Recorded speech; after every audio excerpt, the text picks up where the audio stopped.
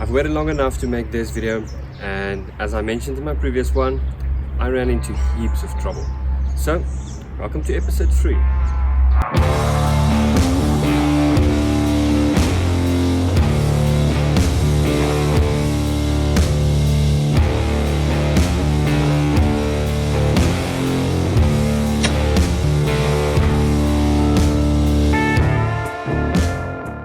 So with all the slammer videos that I made, my previous videos, actually the free versus full-fledged and the arrow flight, the PSE video, we were quite pushed for time with all of those, and in that process I wish I could follow some of my previous videos advice to slow down my shots, take more time between them.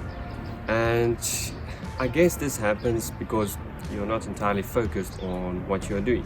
You just want to shoot the arrow, get the shot and move on. So I messed up my form with all these videos, and my problem was I would draw the bow back, settle into my anchor points, and then I'd start to aim but without getting my hinge into the clicker, and I would just rip it right through. And some of you roasted me for that in my previous videos, especially on the slammer videos, the free versus full-fledged, where some of my arrows fishtailed a bit, but it's okay. It's probably part of the job. And the thing is, once you've done that, rip through the clicker, it's kind of a slippery slope, and I want to show you guys what I've done to get out of this ditch. It's pretty simple. As I mentioned, it's concrete, it works really effectively, it doesn't take a lot of time. Well, it depends on what your time frame is, but let's jump into it.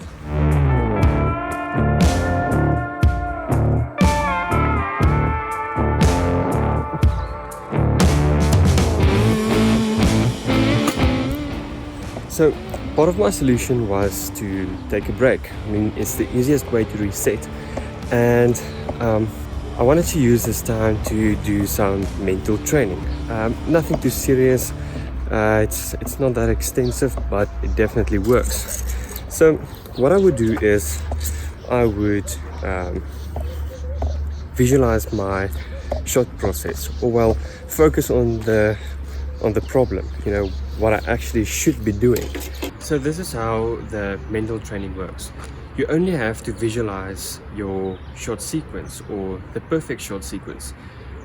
So what I had to do is I had to visualize where I pull my bow back, settle into my anchor point, rotate my release to the clicker while aiming, and then keep on aiming while I pull into my back. Boom, the shot goes off, and there you go. And if you know what your problem is, you're halfway through this battle. So it's really as simple as that. Now the key is to repeat this sequence that you have to visualize a few times. So when you repeat this sequence over and over again, it will start replaying in your subconscious, and that's exactly what you want. If you watched my video on how to get rid of target panic fast, you'd make the connection that this is almost like the reprogramming phase. So when this visualization of yours has repeated a couple of hundred times without you even knowing about it, and you go out to shoot your bow again, then you'll have the self-discipline to carry out that perfect shot sequence, and that's exactly what you want. To make it second nature, you'll have to put in the time behind the bow and just make your foundation concrete. So if you run into this problem again in the future, which you probably will, then all you need to do is the mental training again. Repeat that perfect shot sequence, or whatever your problem is. Focus on it, visualize the perfect flow of it, and Bob's your uncle. And I want to borrow this quote from Arnold Schwarzenegger. He once said that during training, if you think about crap, then you'll look like crap. And that 100% applies to archery.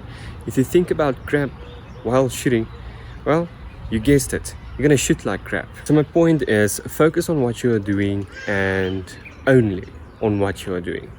So even if you struggle with anticipating your shot while shooting your hinge, then, well, I know what I would do. I would take a break, visualize that perfect shot sequence, and once I've done that, go out and crush it. That's how you do it. Thanks for watching. See you in the next one. Remember to subscribe. I hope some of these tips help you, and I will see you in the next one. Cheers.